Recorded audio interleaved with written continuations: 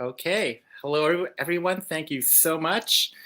Welcome to the Older Aces slash Aces over 30 or over 40 panel as part of AceCon 2023. My name is Rampancy, aka Justin, and we are really, really excited to have this panel going. We've got an amazing bunch of voices from the quote unquote older Ace community. And let's go. Let's go and introduce ourselves. Anyone want to start? Well, since my mic is on, I might start. So, as I have been on a face for a while in this conference, and those that haven't seen me before, I'm Gemma. My pronouns are she and her, and I want to acknowledge the Wallamedigal people of the Darug Nation here in Australia as the traditional custodians of the land that I live and work on, and I want to acknowledge that of their connections to land, sea, and community. And I want to also say that sovereignty was never ceded, and this has been and always will be Aboriginal land. And I'm on this panel mainly because I've been out since 2005. And I'm 40, turning 41 this year. And so I feel like I fall into the older aces category, both by being out for so long, but also there are a lot of younger generations that have come in to the ace community after me who learned it when they were a child or learned it when they were a teenager. And I didn't know it was even an option back then. So that's me.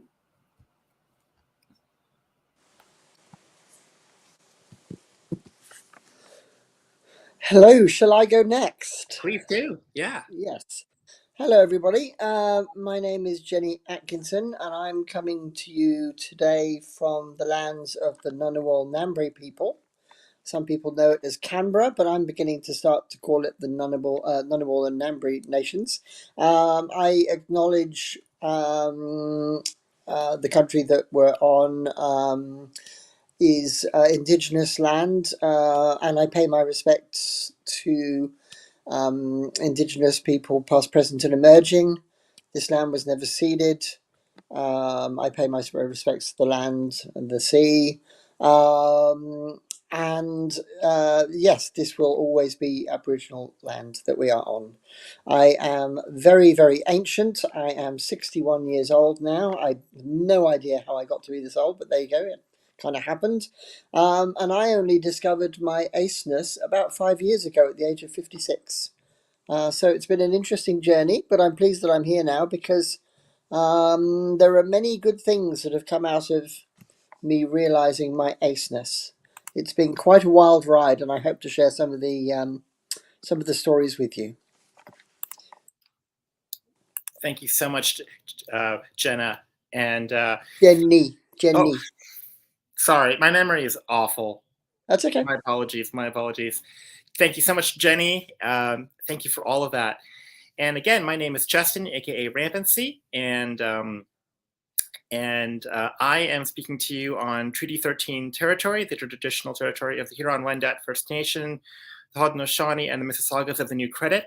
And as a colonizer in a colonizing country, in light of all of the terrible news that has been continuing to happen with the residential school system, with the missing and murdered Indigenous women of Canada, I also want to pay my respects to the people to whom this land belongs, and acknowledge my role in white supremacy and in colonialism, and expressing my desire to do whatever I can to keep working towards right relations with the Indigenous people of North America and all Indigenous people around the world, so that they can get the justice that they desire and deserve.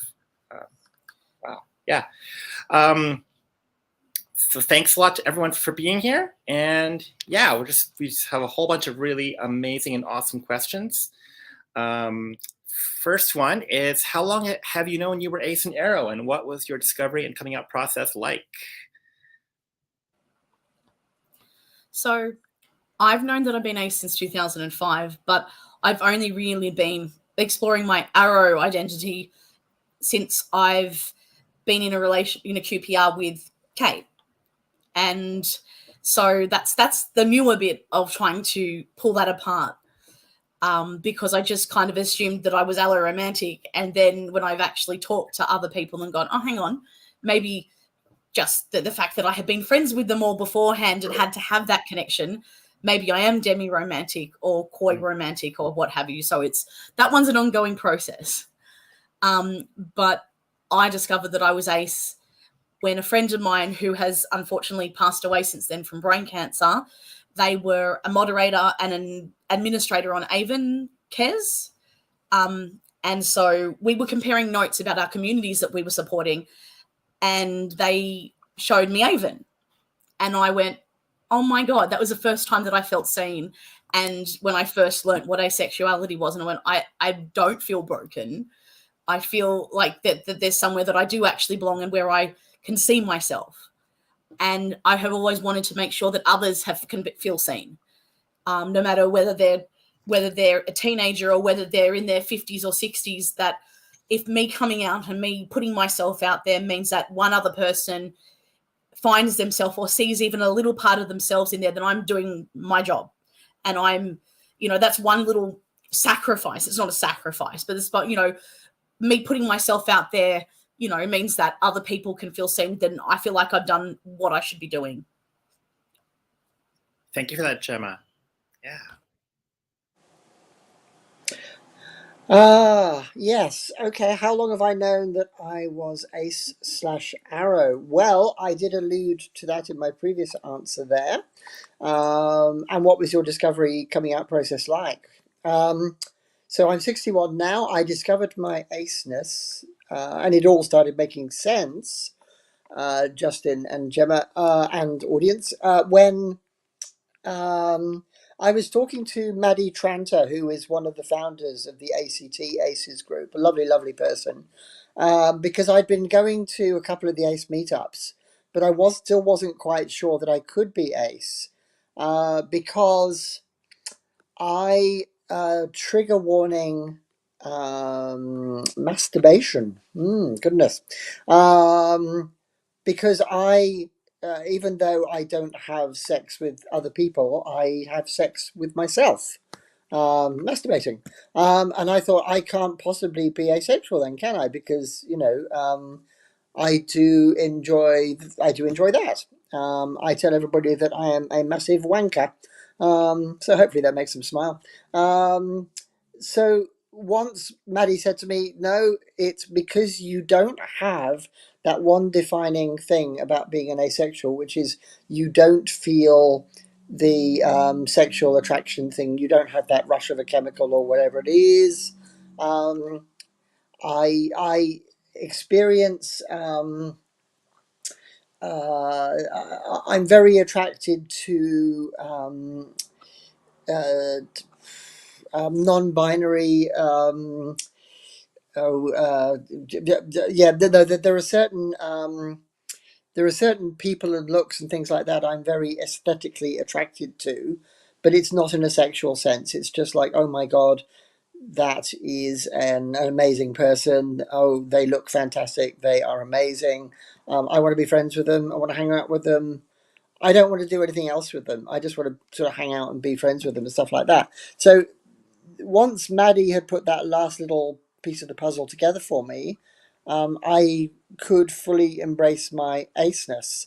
I haven't been down any journey about the aromantic or romantic or any of that at the moment. I'm very happy with a lot of really lovely close friends in the ace community, in the transgender community as well. I should say I am a proud asexual non-binary woman with a transgender history. I identify as queer. So I'm happy with these kind of labels at the moment, and I'm very happy with my aceness. And I like that I can now say to people, Justin and Gemma, for example, I've known Kate quite a long time, and I can say to Kate, and I'm going to say it to you both as well, I'm going to say, I love you both. But this doesn't mean that we're going to be jumping into bed and doing the sex thing. Maybe we might have a hug if everybody wants a hug. But if people don't want a hug, that's fine too. But I find it so much easier now that I can say to people, I love you. And it's a platonic, real, love that I love these people. And I have some lovely, close, friends that we can talk about anything with, which is just wonderful. And there is no expectation of, you have to do anything sexy or anything like that. Does that Yeah, answer the question? I don't know. it does. Oh, yeah. And Sorry, with the discovery process, for those previous 56 years, in addition to discovering my gender journey, discovering my sexuality journey was trying lots of things, none of which really seemed to make any sense. So that was why I suppose it led me to the ACE, identity or whatever, because, try stuff, nah, it didn't really work, wasn't good. But yeah, so maybe I've been all the letters except intersex, because I'm not an intersex person at one point or another. Yeah, anyway, yeah. I mean, that I think that a lot of people can relate to that acceptance of their aceness and realizing that they can have connections with people, that you don't have to deal with that layer of implied sexual attraction or Oh, reading that extra layer into the friendships and the relationships and the yes, connections you have with people, because you know and they know, because often you have that kind of connection with other ace people, that yes, you don't have to think about it and you don't have to preempt it and you don't have to mentally go, are they misinterpreting what I'm saying? Are they, yes, going, oh, well, you obviously you're saying this, but you're really meaning this and this. And it's like, well, no, I care about you and you're important to me, and I want you in my life, and I really love the person that you are, and not yes. having to explain yourself any further than that if you It, don't want it, to.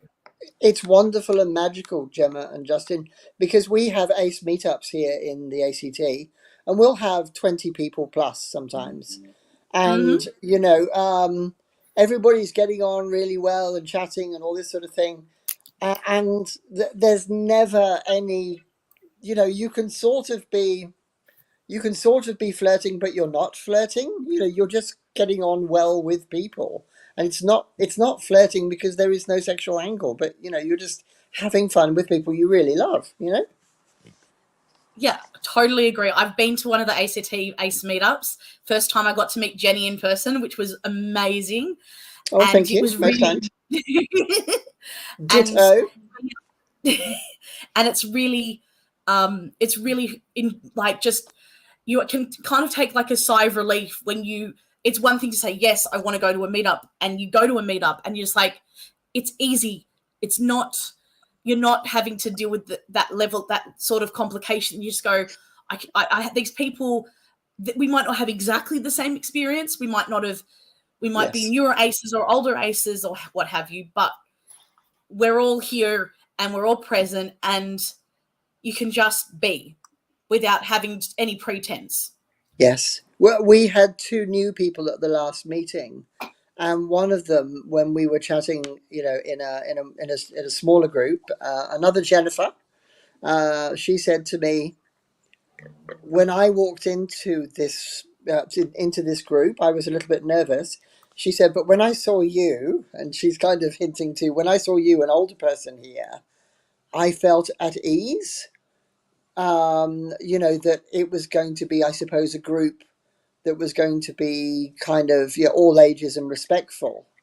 So I think maybe that's a really useful place for maybe, us people who have a few years under our belts, being out and visible, in ACE meetups, even though there might be, yes, lots and lots of younger folk. I think, it seems to be like that's a really good thing to have a few, older heads on shoulders around. Because, yeah, younger folk might want to ask you, something that perhaps you've got some experience with, that you can help them with. Um, anyway, just And a being thought. able to No, it's a good Yeah. thought, because Yeah. being able to support the younger generations of aces coming into the picture, even if they've found their asexuality before we did, being able Yes. to show, that even when you're an older ace, you can still have connections with people.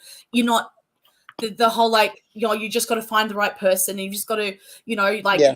just put, like, we can turn around and go, you know what?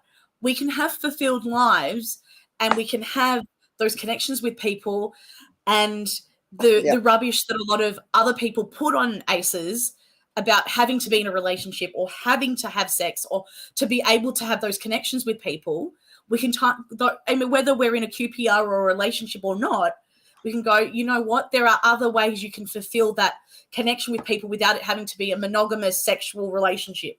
You don't have to make that compromise. There are other ways to connect with people, and the people that are telling you that that's your only option, they, we can put a hand up and go, you know what, we can help you out here with what other ways you can connect. We've got some experience on that front. Yeah, totally. Yes. Yeah, I mean, that totally resonates with me, and thank you so much, Gemma. And yeah, it's great to hear you sharing your discovery coming out processes, your discovery and coming out processes, which is a great segue into our next question, which is, do you think that discovering yourself at an older age is more difficult than when you were younger? And do you have any advice for people coming out later in life? Ooh, that is a good one. yeah. Is it okay if I go first I'll on let this Jenny one? take the floor on this one for the moment. Okay. Jenny, you go first. I'm going to guess that it's probably easier coming out later in life, because perhaps you've done more, discovery and introspection about yourself. I'd hope you had anyway. Sort of like thinking, well, what's going on? What's happening with me? So I'm hoping that maybe it's easier later in life. I suspect that it's still harder for younger people because of that societal expectation of, you will get married, and you probably will get married to somebody of the opposite gender. Sorry, I'm talking in a very binary way there. I shouldn't do that, but there we go. And then you will have the babies, and you will settle down, and you'll do all the normal. Yeah. And of course, that doesn't fit quite a few people. I mean, I know, a lot of people. We have a big crossover with the transgender community, and the over ACs. 30% in Kate's research. Yeah, there we go, from Kate's research. And that kind of fits with that detestable person called John Money from back in the day, who said that, a third of people were, sorry, this is people, sorry, I think it Money, it might have been Money, anyway. But after people who've had transgender surgery, a third are going to be ace, a third are going to be homosexual, a third are going to be heterosexual. So unfortunately, that kind of fits with what he's saying. But anyway, never mind. Forget about that. That's not important. Yeah. So I think if you've got some of the other intersectionalities thrown in as well, and then there's all that cultural stuff about the different cultures having expectations for their younger people, about getting married and all those things. And yes, okay, it happens across a lot of different cultures. I think that would probably provide more complications and angst. Just a thought, anyway. I've always been very anti pretty much everything, so you couldn't put me in a box. So I'm just contrary. And we like you just the way you are. Thank you very much, Gemma. Ditto. And I think that in some ways, I think the younger generation can have it harder, but also in some ways, knowing about their aceness can be an advantage in the sense that they know themselves at an earlier point in their life. And even if they hear about asexuality when they're younger, and they may not start using the term till they're older, they're at least hearing the term at an earlier point. So they're at least being exposed is the wrong word here, but you know what I mean? Hearing these terms like asexual and aromantic and, you know, queer platonic relationships and all those kind of things wasn't around when I was a kid, let alone when Jenny was a kid. You know, like, school taught heterosexual relationships don't catch sexually transmitted diseases, and that's about all they did, and went, here, put a condom on a banana, you know. So even just hearing the terms, and even if they're not, you don't use them for a number of years, still being able to hear those terms when you're in high school with sex ed or from your friends or what have you, means that your eyes are a little bit more open than ours were, purely by generational change.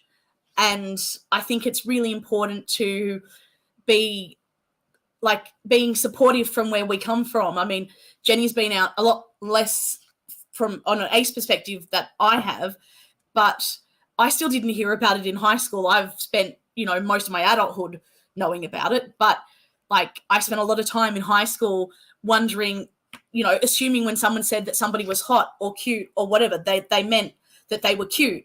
I didn't realize there was a sexual connotation there. It didn't even occur to me that that was a thing until I was older, and I went, oh, okay, that makes a bit more sense. You know, so learning about it earlier can be beneficial, but also societal pressures to get married and have kids and jump on the cis hetero, you know, roller coaster of a relationship and all that jazz.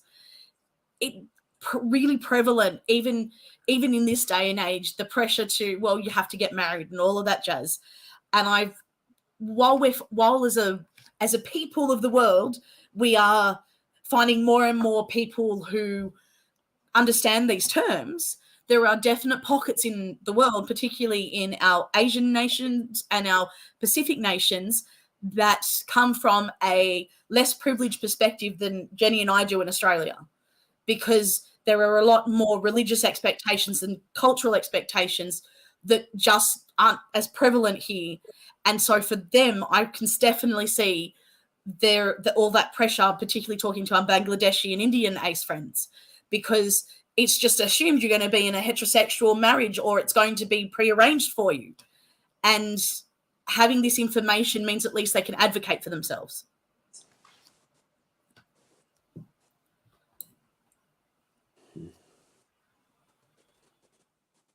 You're on mute, Justin. Easily done. You're good. Anyway, I was going to say that that really resonates with me, because it really speaks to just the real, just how much amatonormativity really affects us, and how it's so deeply woven into the DNA of cultures, and by way of heteropatriarchy and cis heteronormativity. This whole idea of this is the life that we ought to live in terms of our relationships and our marriages and having kids and all that, and all of that. So thank you both for sharing your thoughts and your experiences. Our next question. So I think it's one, I believe it's one of like perception. So the community often seems to define older aces to be 30 plus or 40 plus. As our community ages and more older aces come out, should we move these numbers higher? And this came from the Slido. Okay. Well, as far as Kate's statistics are concerned, from the 1,600 responses that she had that were completed, let alone the other stats that she didn't even touch that weren't completed surveys, there is a skew to the 25 to 40-ish bracket, where the large percentage of, like, there is a lot of people who are, there was people under 18, there was a lot of the 80 to 25 to 30, but that 30 to say 45 bracket, there was was the vast majority after the younger generation. And so we did ask questions, I think up to 60 plus, because we knew that there aren't very many aces in comparison over that age bracket, because of this, because of the way society was when they were children and when they were teenagers. And I'm sure Jenny can attest to this, like growing up in previous generations before mine. I mean, I was born in 82, and I know even my parents' generation, my parents were born in 54 and 58. There was, they went through the 60s and the 70s and the free love and all of those kind of attitudes and perspectives that was really and where the first Mardi Gras started in Sydney in 78. So like there has been a really big push for sexual freedom in a lot of older ACEs histories. And I think as ACEs age and get older as a community, because as far as everybody is concerned, asexuality has only been around since, like the years 2000-ish. As my generation gets older and Jenny's generation gets older, I think we will be seeing a higher percentage of older ACEs as our own distinct group. As I move into my late 40s, and Jenny and Kate and a lot of our friends and a lot of our other ACEs across the world and across Australia, we will be able to have a community of older ACEs that is thriving. But I think as asexuality is seen as something so new, it's harder to have a thriving community when there aren't very many voices in those age brackets. But if those voices are loud, if those voices put themselves out there and show themselves on the platforms that they have available to them, then we might find other older ACEs who can also speak for their experience. I think you're right, Gemma. Now that I have reached the age of 60, 61, I am firmly of the belief that 60 is the new 40. I don't know whether I just made that up or not, but anyway, that's just what I'm living with. We'll go with it. We'll go with that. I agree. And it's been interesting actually, because talking to a lot of younger ACE friends, they say things like, "Oh, when I have started discussing this with my parents," and I think from what they're telling me, it seems particularly more for their mums. They're saying their mums are actually resonating with, "Oh, I feel very much like that too," but they just didn't know it was a thing, it even existed. So I wonder how many of the parents, the mums, were. I was talking to a friend just yesterday actually, and she said, "Well, both my mum and my dad are ace. They just don't know it, and they're in their 70s." So I think they're certainly out there, but somehow they've managed to kind of muddle through that sort of societal expectation of getting married and etc. etc. And when my friend said, "Well, yeah, I mean they have." Sorry, I made it. No, I won't say it. That's fine. It's they were saying about their parents being ace, and I said, "Well, they sorry, I'm going to talk about sex. They must have had sex a couple of times because they got the two kids." Sorry, that was crass. I do apologise. It's true. It is probably true.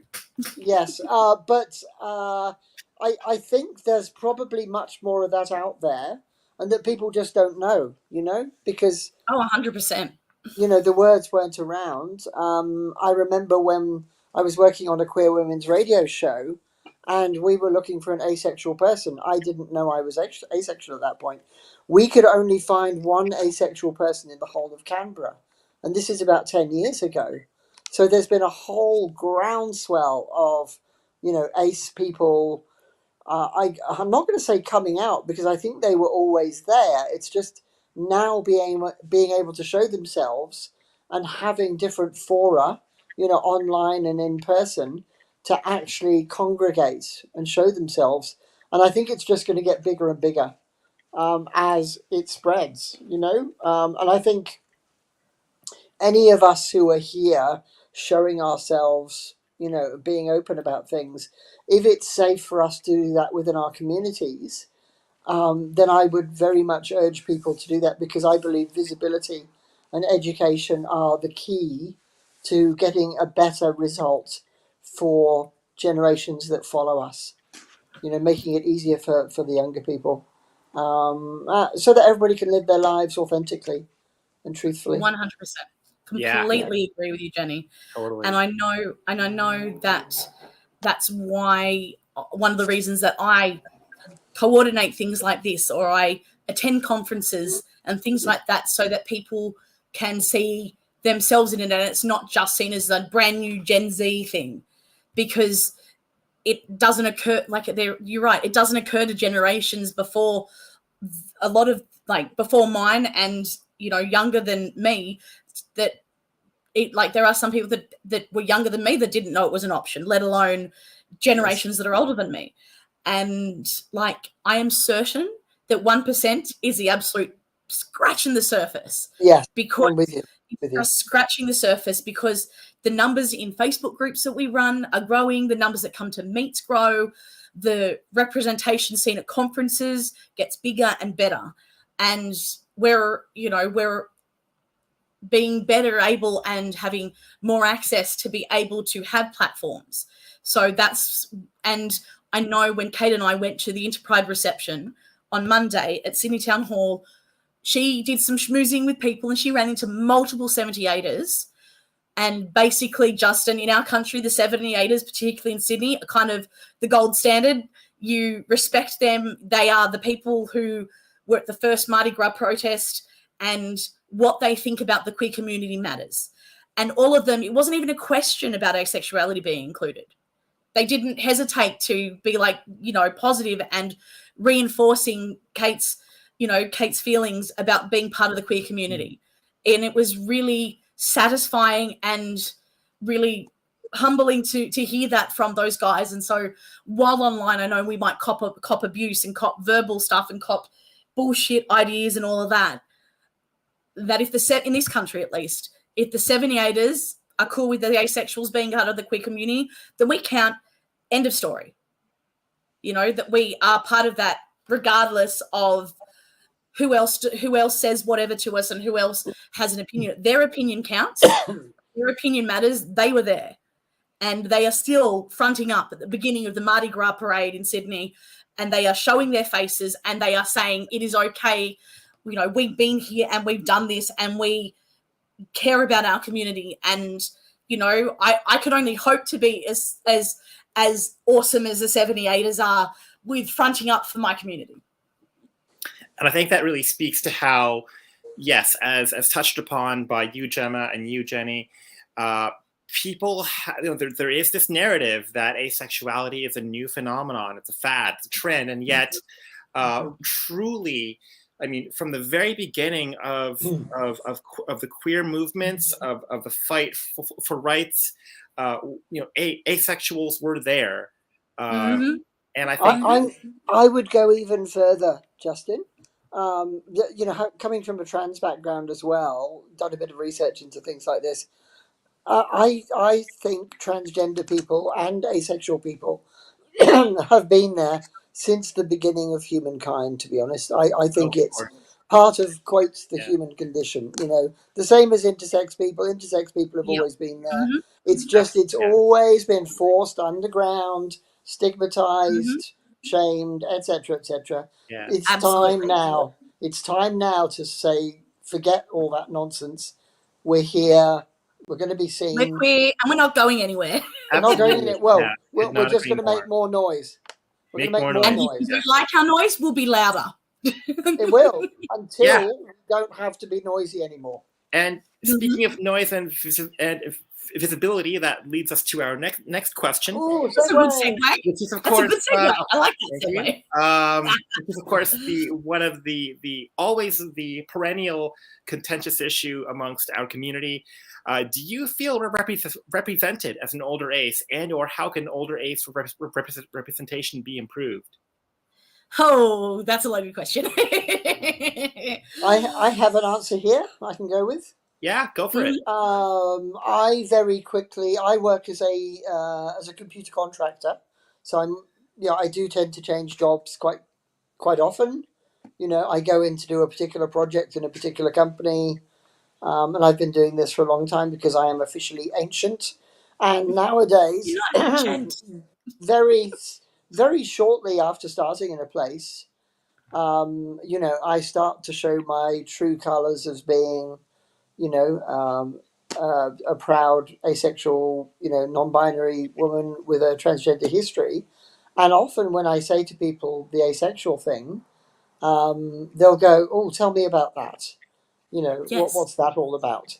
And I believe that is a very big key to how our older ace representation can be amplified and communicated, is basically just by having, you know, conversations with people, because many people still don't know what it is.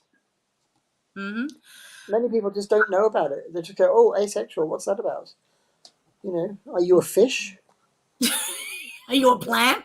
Oh yeah, are you a snail or something?" No, I don't know, but and they go, "No, I'm not a snail. No, I am a real human being. look, human being." Yeah. Never mind. I So I know think, that yeah, just being out. I totally agree with Jenny. I know that Kate and I, when we attended the Human Rights Conference, Better Together had a bit more of an understanding of ACE 101, and they were there Yes. for the ACE 102. The Human Rights Conference probably wasn't as ready for the ACE 102, in the same sense, because they put Kate with her research on a panel about erasure when her research is on a sexual hate crime. So Hmm. she came up with a way to put her perspective on that she had to fight to get that representation there in the first place. Yeah. And so what Kate and I did for a lot of the conference was we were visible. We went into the activation space where there was ACON and there was companies that were supporting the Human Rights Conference, and we sat with our Bangladesh ACE friend Dipper, and we set up this little ACE hub, and I put a purple tablecloth down. There was purple everywhere, and I brought some paint sticks, and we got people who were ACE allies to come and write on the cardboard around Dipper's artwork. And I have one of the pieces of Dipper's artwork here. Oh, it's beautiful. Kate has souvenired a bunch of it because they printed it onto that stuff for Dipper, and then they expected her to somehow be able to deal with that. I'm like, she's getting a plane to Bangladesh. What are you doing? But I digress. And so a lot of times we had people that were doing the circuit of the activation space coming over to us, seeing Dipper's artwork, but then being able to talk to Kate or I about asexuality as a whole, and me handing out my business cards left, right, and center and talking about this ACE conference, and people going, we want to include the A, but we don't want to be disrespectful to the community, was one of the messages that I got from ACON, which is, for those that aren't aware, was originally a HIV support system in New South Wales, similar as Meridian in the ACT. And so they were like, we want to include the A, but we didn't want it to be tokenistic. And that really, I thought that was really important, that they were coming to us, the community, and talking to us about this. And that's, I feel, the way that Kane and I felt we could best represent our community at the Human Rights Conference, was being available and being there and present, and people walking past and seeing a group of asexuals hanging out and doing art and having our lunch and talking and, you know, pushing Kate's wheelchair and just being a community, like in a microcosm of the Human Rights Conference, but being a community. And we had a Pacifica friend from the Cook Islands who came out, who was at our at the ACE caucus. And so, you know, they were dropping in with their Pacifica friends. And we were right next to the Enterprise little activation space. So when we did a little wander through, Kate and I stopped at there and said, oh, you know, we're over here. And where, you know, when Kate and I joined the Enterprise, it was only as Australian asexuals. And now there's Australian asexuals, there's a cow, and there's Bangladeshi aces. And it means that if somebody is looking to be seen at Enterpride, they will find asexual groups there, which means that they will be more likely to use the support systems that Enterpride has. Or they will see us at Better Together. They will see us at human rights conferences and be able to go, oh, hang on, we are included in this. We are a voice that can be heard, and we have some sort of platform. Even if it's small, we're still there. And I think that is one way that the older aces particularly can step up for the community, because we probably have a bit more confidence in stepping up as well. And I'm sure the younger generations are used to being, you know, like, look, because I mean, younger generations do look up to the older people in their community when they don't see their representation right in front of them. And as older aces, whether it be for the amount of time you've been out as ace or whether it's your age or however you fit into that community, I really think that we need to be seen, like Jenny said, and looking at where we can be seen, and those that are aces, instead of being there for because they're trans or just being there because they're gay or what have you, are turning around and putting the ace out there as well and being brave enough to do so, like where obviously you can. So I'm very passionate about this. We love that. We are totally here for the fire. We are here for the passion. Definitely. Yeah. Yeah. All right. Moving on. Just waiting. Oh, there we go.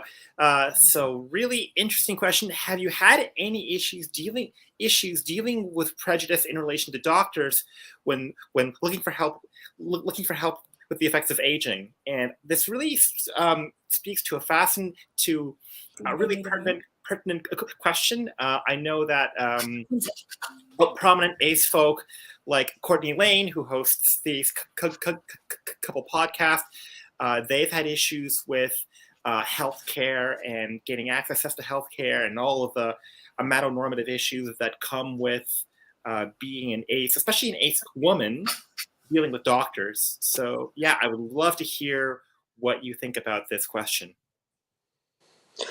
Yes, thank you very much, Justin. Well, now this is an interesting one for me, of course, because I am a non-binary woman who. Now, some people go, "How can you be a non-binary woman?" And I say, "Because I say I am.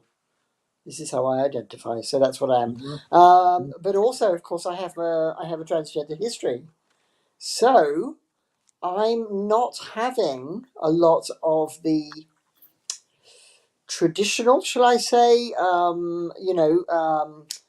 an assigned female at birth person, the sort of things that they might have as they age. For example, menopause, when their periods decide to stop and, they're now moving into another stage of life.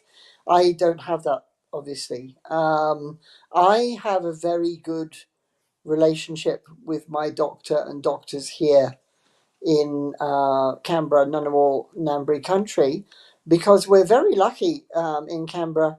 We actually have a set of general practice surgeries that is owned and run by a transgender general practitioner who just came out in the last few years. So one of the things that we had done for her set of practices in the past was we had run education around transgender 101 type stuff, dealing with transgender patients. We have done an asexuality. I think we've done an asexuality 101 now for some of the other clinics and GP practices around Canberra as well. So this is one of the things, how we change how the medical community looks at, ace people, transgender people, etc. Is by actually doing a grassroots education thing and going and educating people. This then gives general practitioners the information and the language that they need to be able to treat a person when somebody comes in and says, "Oh, by the way, I'm an asexual." I think that's very powerful. I haven't had any problems. For example, at one point I was working in the UK, and actually this was before I was asexual, but they wanted to do a well woman check, I think they called it, on me because I was going to be a new patient. And I have, for most of my life, I've identified as lesbian. And yeah, all right, even though I have had some transgender surgery, it was never to have, oh, sorry, trigger warning, sex. It was never to have, traditional penetrative sex with a man. That wasn't my thing at all. It was, part of my transgender journey was just me being happy with me. So because I said that to them, they said, "Oh, we're going to put on your form that you've never had sex and you don't need to have a cervical smear test because I don't have a cervix. However, I do have a prostate, because when they do transgender surgery, often they will leave the prostate there. So I've used that as an education thing in my, trans woman status with medicine to actually have had a prostate checkup. And as luck would have it, the female GP that I saw actually had a female medical student with her at the time. And she said, "Would you mind if the medical student sat in on this?" And I said, "Absolutely not." Because what that means is when this medical student goes back to med school and they say, "Oh, prostate checks, they're for men, aren't they?" She can say, "Well, no, actually, transgender women get those as well." So I'm very open with doctors. And I have a good relationship with my doctors as well, because they are all from a practice that is very progressive about, asexual and transgender and all that sort of thing. And most of that is because we've been in to educate them, and we will continue to do that. We do have, for anybody who's watching today, we do have our Asexuality 101. All our stuff is, the intellectual property we have is freely shareable with everybody else in the world. There is no charge for any of this. So if anybody wants, get in touch with Gemma and Kate, please. We're not charging for anything for this stuff. We don't want to charge, we want it out No, there. we want to make the world a better place, and money is not a part of this. No, I've rambled on for way too long. Thank you for filling in. I just had to help Kate get some food and stuff. That's all. Someone did say earlier, the look on Justin's face, priceless, and I think that's because what were you reacting to? Living in Canada, I mean, when Jenny was talking about like her journey, her experiences with the healthcare system, I'm in Canada. I'm next door neighbor to the U.S. Got the U.S. like down there. Got the U.K. over there, and just the news I'm getting about the state of trans care. I have trans people in my orbit who I care very deeply about, and Yes. I'm thinking of those people as I think about what's happening in the UK, which is just I can't. There are no words, and then the US. Seeing all of that happen there, to me, again, there are just no words to describe that. And so hearing your experiences, which are centering trans voices, which are affirming, I know it's just really amazing and really heartening seeing that you have such an amazing network around you of care from what I've heard. Yeah, yes, we are very fortunate. I recognize our privilege there. And I do have to pay my respect to one of the trans elders, actually, a gentleman who founded the trans organization here in the ACT. It was always founded, Justin and Gemma, from very much a human rights model. It wasn't about gender, it wasn't about sexuality, it wasn't about anything to do with that. It was all about the human rights of a human to have access to things and a human to be respected. So once you remove all that, that word sex, everybody gets excited about the word sex. Take that out and come from a human rights angle. You can do so much more for your communities, once you kind of start approaching it from a lot of other people want to sensationalize this stuff. This is not to be sensationalized. This is human beings being human beings. Absolutely. And now I will shut up. You've got about 20 minutes left, so I want to make some room for the transition over. Can I just say something briefly on this topic? Yeah. Yep. So, being a generation before, after Jenny's, I haven't touched on a lot of the effects of aging with my health providers as yet, and I'm sure that will be a thing that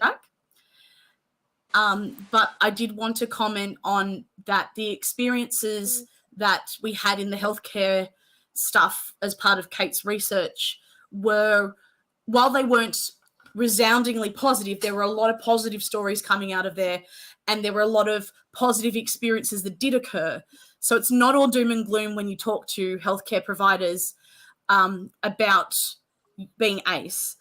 I'm out to both my psychologist and psychiatrist and that's been positive. However, Jenny has something they want to add. Gemma, I believe you have a child. I do have a child. I'm just He's wondering 7. if you. I'm just wondering if you ran into any ace-phobic nonsense when you were Not having your child. If you can talk about. I did. Yeah, no. I didn't, only because Good. I didn't see it as relevant to the healthcare providers I was talking to, Okay. because I was like, I mean, I am cisgender and I was in a heterosexual relationship. So as far as they were concerned, there was nothing there. However, I know that Kate went to a sexual health clinic and talked to them about whether or not ACEs needed to get cervical screenings. Yes. And things like that.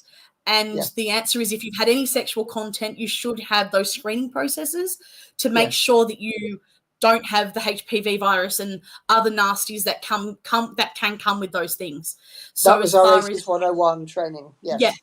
Yeah. And so one of the things that I would really love to see with ACEs as we age, particularly, is not centralizing it around the sex and not centralizing it around older generations' experiences with those things, and making sure that we are going, that just not assuming anything really, like whether the person is sexually active or not, or whether or not the person is in a relationship or not. Because, I mean, for example, my grandmother was single for 30 years because my grandfather died in the early 90s, and she passed away last April. And for the majority, like for that large chunk of her life, she was a single woman, but she stayed married. She didn't seek out other relationships. And I also have a great aunt who I'm pretty sure was ace and possibly arrow, but she never married. She never had children. I don't know what relationship she had, but she was essentially what people like to call a maiden aunt. And she lived to 103. And so she did bloody well. And so nobody questioned that, when she was older, nobody questioned whether she had a partner or whether she didn't. Nobody cared. Like, the answers, like, when you are after a certain age, they assume that if you had a partner, you have either been separated or they've died. And I mean, my grandmother, who was 98 when she passed away, it was only in her 90s that she divulged sexual abuse she'd had from her stepfathers. And so, like, older generations don't have the experience as that we have had in younger generations to talk about all of these things. And I mean, it would never occurred to her to bring it up to a doctor. Like, they're too busy making sure that she can walk, or that she can, or that she's getting enough, nutrients and things like that. And they don't often think about that part of people's lives. When you're older, it's all about making sure your body stays together.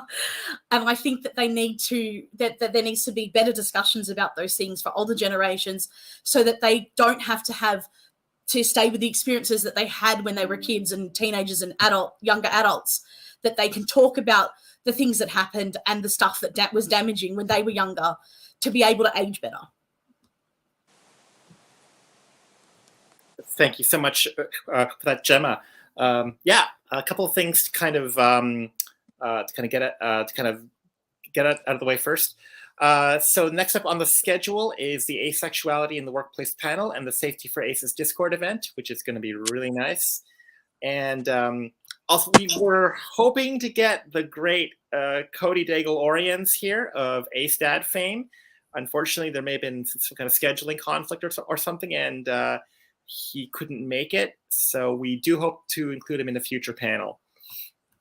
And someone in the chat asked, what's Asexuality 101 that was mentioned? And I mean, what I understand the term Asexuality 101 to mean is like the base level, like emotional labor that you put into explaining, like, what does asexual mean? What's heteronormativity? What's aromantic? What's this? What's that? What's the split attraction model? All that lovely fun stuff. Right. Yeah, exactly. So yes. I just wanted, before you explain, I just wanted to say that the ACEs in the ACT have made this amazing set of information that they use to train other organizations and people that outreach to them and go, you're an ACE community, Can you help us? Yes, and it was we leveraged it off our Trans 101 and an Intersex 101 we put together. And because I've always been firmly of the belief that education is key to all of this stuff. So we've always gone for, let's create a 101 resource that we can present in an hour and a half to organizations. We charge businesses, we charge government. We do not charge community organizations or schools or other people who can't afford to pay, because the education is the most important bit of this. And it is a standard offering. It has a standard set way of doing it. We can train other people to do it, so people can go out there and they can become educators as well. This way, more of the world discovers about, the basics of Asexuality 101. As I say, our IP is free to everybody. That's what it is. Wow, that sounds incredible. Before moving on to the next question, where could we find that for folks who want to get at those? Get in touch with Gemma/Kate, and they will get it to you. Yep. All right. Thank you so much. Yeah.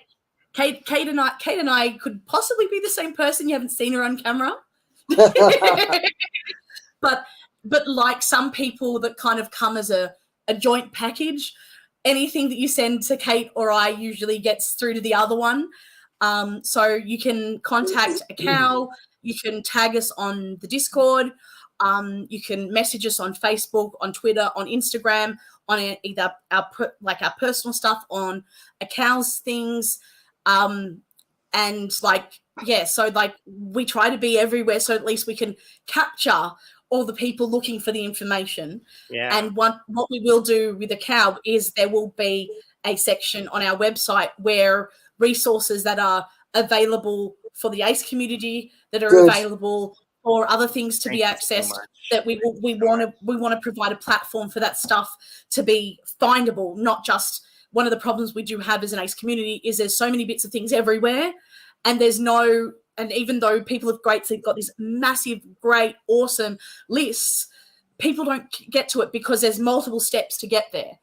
And between the connections I have and the connections that Kate has and the rest of our board, we hope to be able to centralize a lot of this stuff. That's awesome. Thank you so much. Sorry, Gemma, could I just ask as well? There's a trifold little leaflet to go in doctors' offices and things. That needs to be available to everybody too. Yes, definitely. Yeah. And Kate, overhearing the healthcare thing earlier when she heard me talking about it, suggested that we actually have a ACE 101 that ACEs can take with them, instead of the doctor asking them, what's ACE 101, and you having to talk about it, go, here, read this. And then you don't have to exert that emotional labor. You can go read this. We have that already, so it's that trifold. Yeah. Wow. So we have 10 minutes remaining. This is, I guess, our lightning round. Okay. Older generations have different outlooks and concerns than younger ones. Is there anything in the ACE community where different generations don't understand each other?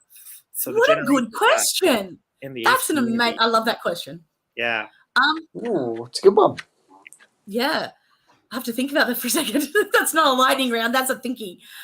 I think that some of the younger generations may not have their heads around what it was like growing up and not knowing about asexuality, because they've grown up with it as being a term that they've known, particularly the under 25 ACEs, who have probably spent most of their lives that they have been exploring that side of themselves, knowing it was a term, or knowing that being heteronormative was not necessarily the only option.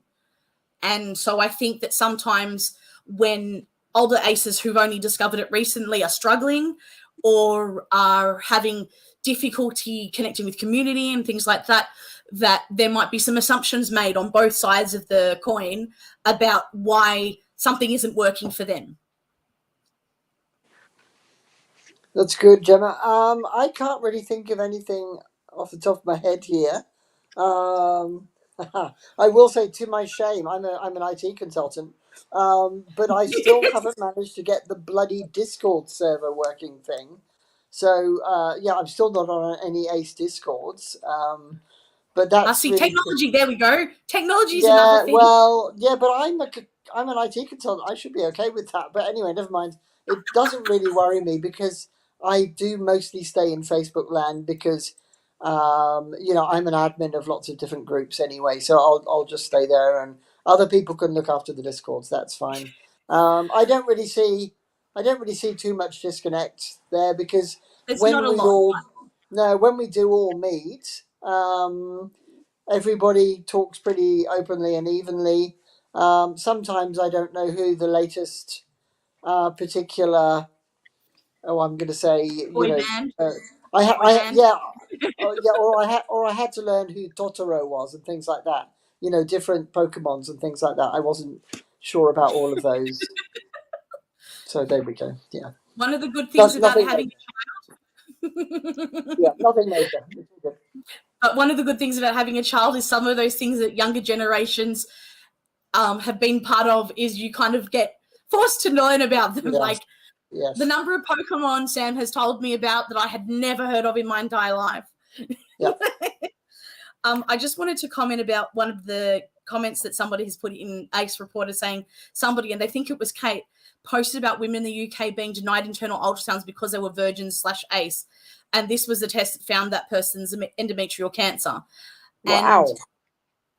And one of the things that Kate has said to me is that there is this push for people who have not had sex to not be given internal ultrasounds because that it can be seen as harming and damaging and things like that. But then if you don't have that ultrasound and you need that ultrasound, there's got to be a better way to do it, because not necessarily another thing, but you surely even people who have not had sex can get endometrial cancer, can get cervical cancer, denying healthcare, no matter how old the person is or what age brackets or whatever gender diversity that they fit into, they should be able to access the healthcare that is for their needs, whatever age and whatever they are. They should be able to have access to that. And denying somebody it just because they're a virgin is, I feel my word that I want to use here is abhorrent, but I know that it happens, and it probably definitely still happens in a country like Australia that has universal healthcare. And I say that in inverted commas because while we technically have it, there are a lot of things that don't make it universal that really should be captured under that. And I get it's an expensive way. People comment, politicians and so forth comment about how much it costs and all the government and blah, blah, blah, blah. But denying people health access because of any sort of factor, I think is absolute bullshit. Because you should be you should be able to not have to think about that part of your life. As not having to make a decision of whether you're going to fill this prescription or go to this thing because you've got, you shouldn't have to make those kind of choices that happen in a lot of countries, and even in first world countries, having to choose between whether you take medication or not, or whether you access this health service or not. You shouldn't have to make that choice. It shouldn't be up for debate. It shouldn't be up for discussion. It should be available to the people that need it when they need it. End of discussion. That should be the only caveat, is availability when the person needs it, if they need it in their lifetime. Sorry, again, a ramble. No. This is why I said I didn't want to moderate, because I knew I'd go off on tangents. We are totally here for it. We are totally here for it. So, quick little update. We did start about 15 minutes later, so we're 15 minutes late. So we are going to go a little bit over time. Our apologies. For anyone who needs to leave to go to the ACEs in the Workplace panel discussion, please do so. I need to go to the workplace one because I'm running. Okay. Well, in that case. Before I go, and by all means, continue in here. And I know that JV and Rampancy can hit the end broadcast before, when it's finished and stuff. So I am going to step out and go to workplace. But I just wanted to say it's been really good to be able to have this conversation about older aces. And it's been really awesome to be able to have a platform to discuss it, and you can continue the conversation when the broadcast is finished back on the Discord, or we can make spaces on Facebook available for it, because everybody touches on social media in different ways, and I think it's really good to continue this discussion. That's awesome. Yeah, thank you so much, Gemma. Thank you.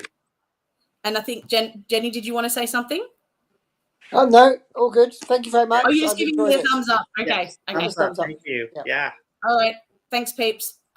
Thanks for everybody for doing a great job. See Thank ya. you. Yeah. Bye. Yeah, I did want to speak very briefly to this question about like differing outlooks, and I've got to say, as someone Mhm. who is, I don't know, terminally online or spends too much time on Twitter, I see a lot of, I don't know, anger.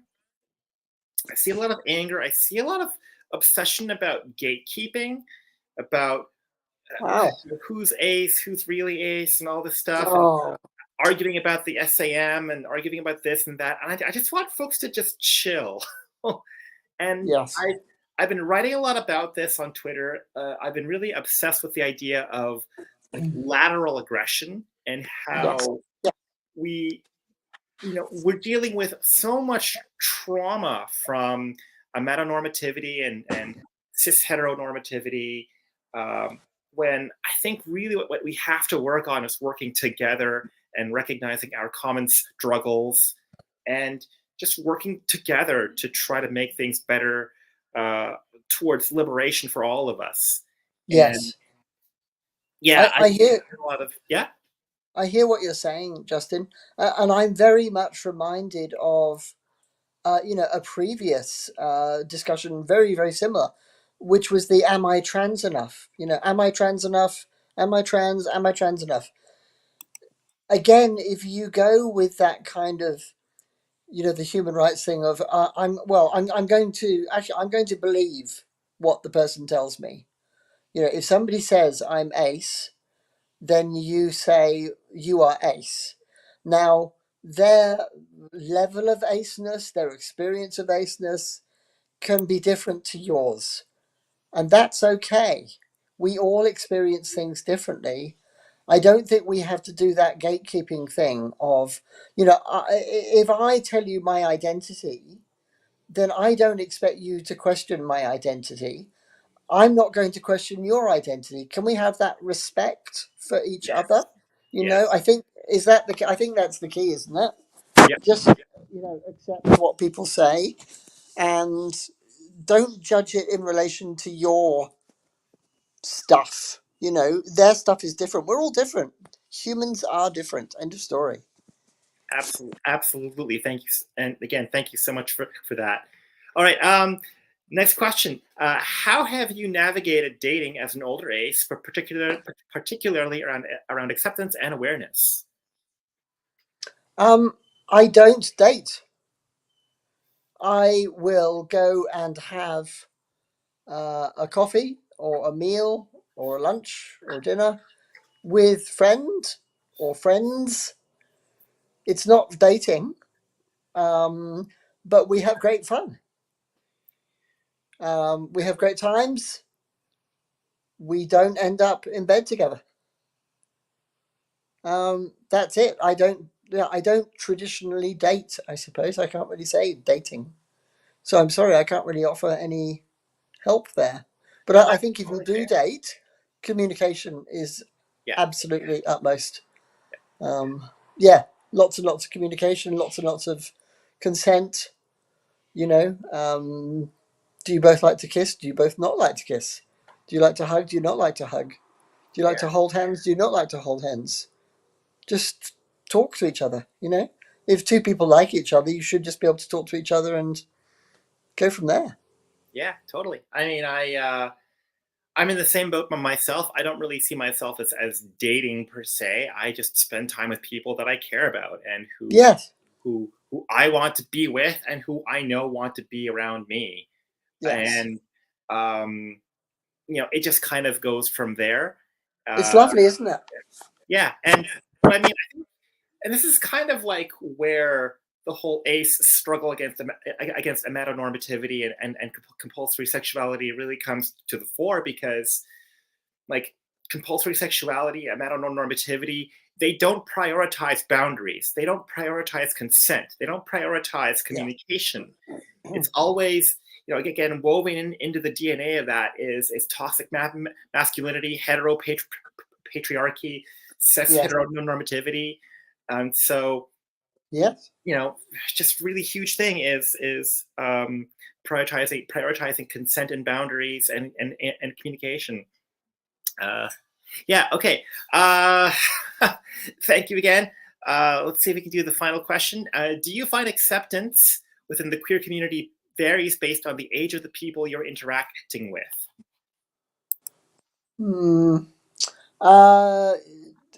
Yes, I will say yes, it does.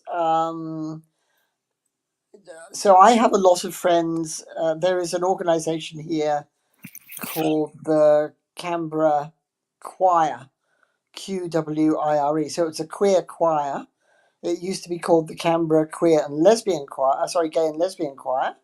But because they were getting a lot of different queer identities joining, they eventually changed the name.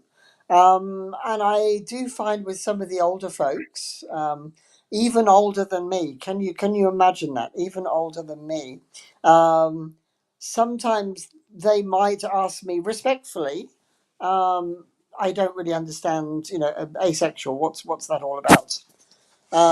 But it's always done in a very respectful way.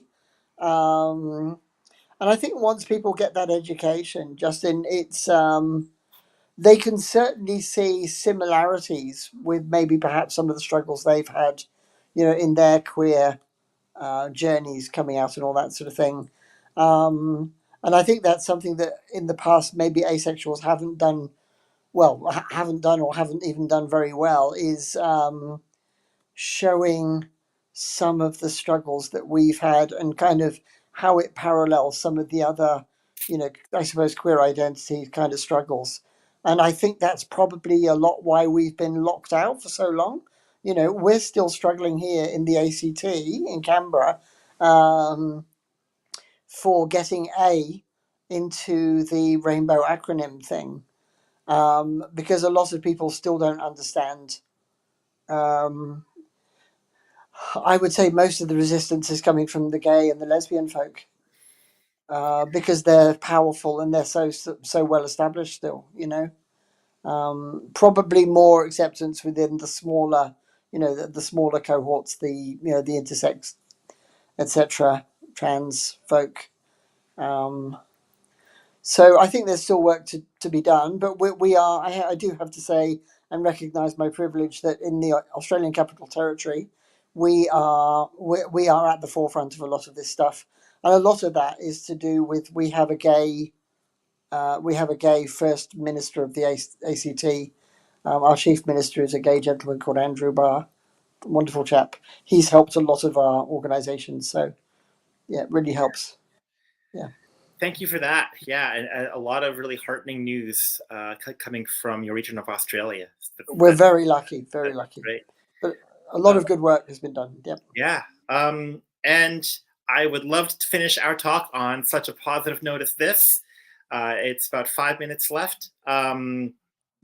So yeah, do you have any personal websites, social media profiles you want to share? How can folks get in touch with you if they want to chat with you more? And okay, well, I'm glad you asked me that, Justin, because I am global. I am www.jennyatkinson, JENNI Atkinson.com.au. Atkinson.au, just putting that in the Discord. No, sorry, I'm not. No, I'm putting that site in the Discord chat for the okay. Could you just check that the link works, please, Justin? Oh, sure. I'll don't mind that. JennyAtkinson.au. Yeah, JNNI Atkinson. Oh, is it co.au? Sorry, no. Sorry, it's jennyatkinson.com. Sorry, no .au. Sorry, apologies. Yep, I'm getting that. That looks okay. Really now you will see on one of the menu items, you will see that there are asexuality posters and queer posters. Definitely. Again, These are all free for download. Download them, print them out, put them up at your school, your college, your place of work. Oh, wow. Love Give it. them to your diversity and inclusion people.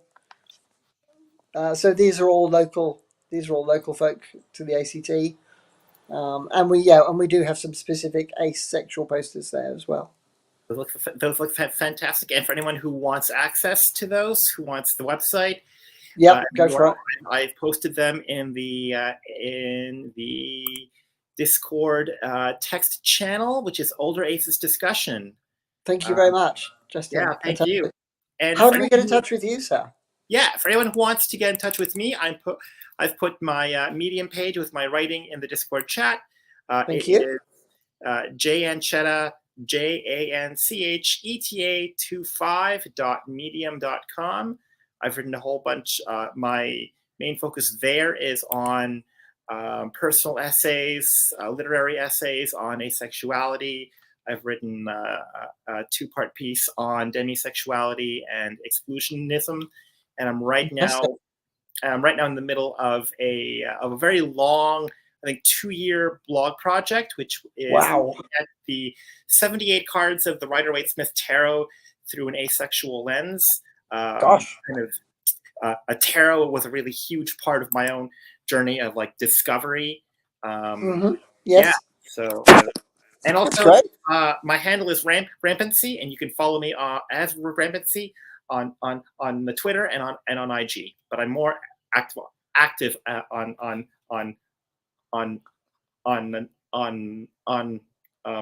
Twitter. Yeah. Thank you very much. I shall be sure to do that. Thank you. Thank you so much, Jenny, for your presence, for being here, for showing up. Talking to you has been a real blast, and I just feel so energized and so just so energized talking to both you and Gemma. Thank you again. Thank you very much. That's reciprocated. It's been lovely talking to you as well. Yeah, and thanks to everyone who showed up. Thank you for being here, for putting in your questions, sharing your stories. As I always say, the world needs your voices. The world needs your stories. As we've spoken earlier about, we need to step up and speak louder for ourselves and for our communities. So again, thank you so much. Have a great evening, or at least evening where I am, or afternoon or morning. Yes. Thank you very much. Justin, can we stay on after you press stop? Is that all right? I think that would have to be short answer. I don't know. Okay. I think JV can help us with that. Yes, the answer is yes. JV says yes. Okay. Thank you very much. Thank you very much, everybody. It's been lovely talking to you. Take care. Bye. Bye.